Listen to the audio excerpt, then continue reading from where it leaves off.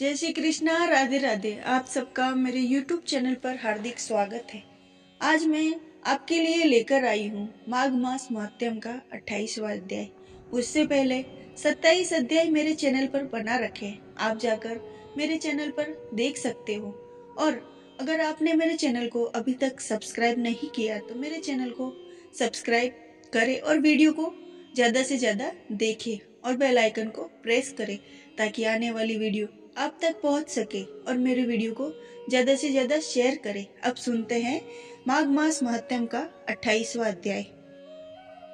वशिष्ठ जी कहने लगे, हे राजा दिलीप, बहुत से जन समूह सहित अच्युत सरोवर में स्नान करके सुख पूर्वक मोक्ष को प्राप्त हो गए।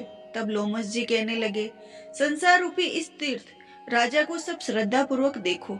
यहाँ पर 33 करोड़ देवता आकर आनंद पूर्वक रहते हैं। यह अक्षय वट है जिनकी जड़ें पाताल लोक तक गई है और मार्कंडे ऋषि प्रलय के समय भगवान इसी अक्षय वट का आश्रय लेते थे।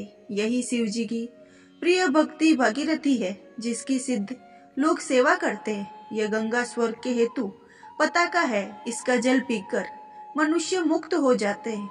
हे मुनि, सभी प्राणी इस नदी को यमुना से मिली हुई पाते हैं। इसका संगम बड़े पुण्य से प्राप्त होता है।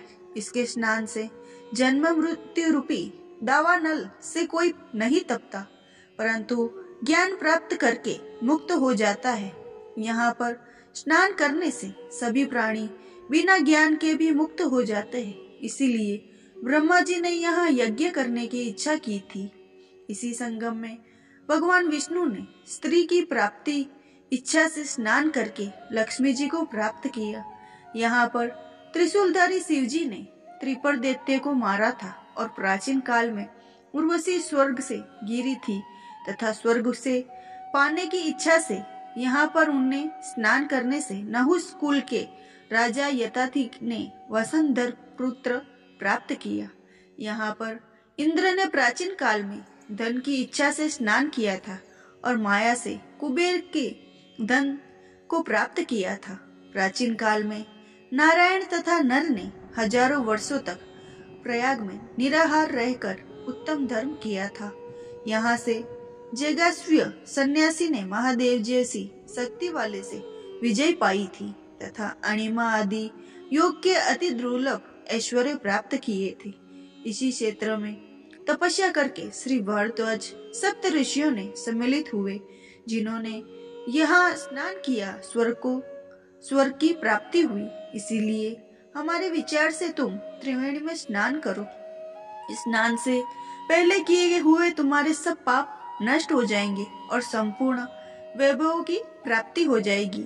ऋषि के इस प्रकार के सत्य वचन सुनकर सभी त्रिवेणी में स्नान करने लग गए और उसी स्नान करने से सबकी पिशाचता नष्ट हो गई। श्राप से विमुख होकर उन्होंने अपना शरीर धारण कर लिया। वेद निधि ने अपनी संतान को देखकर प्रसन्नचित होकर लोमस जी को संतुष्ट किया और कहा कि आपके अनुग्रह से श्राप से विमुख हुए, अब आप इन बालकों के योग्य धर्म कहिए। लोमस जी ने कहा, इस युवा कुमार ने वेदों का अध्ययन समाप्त कर लिया है, इसीलिए इन कन्या के प्रीति पूर्वक कमलों के ग्रहण करे। तब लोमस जी तथा अपने पिताजी की आज्ञा से इस ब्रह्मचारी ने 5 कन्या से विवाह किया। इन कन्याओं के सब मनोरथ पूर्ण हुए। जिसके घर में लिखा हुआ यह महात्म्य पूजा जाता है, वहाँ नारायण जी पूजे जाते हैं। पुष्कर तीर्थ में, प्रयाग में, गंगा सागर में, देवालय में, कुरुक्षेत्र में तथा विशेष करके काशी में इसका पाठ अवश्य करना चाहिए। पुष्कर तीर्थ में ग्रहण के अवसर पर इसके पाठ का फल दुगना मिलता है और मरने पर वैष्णव पद को प्राप्त होते हैं। और यह अध्याय यही समाप्त होता है।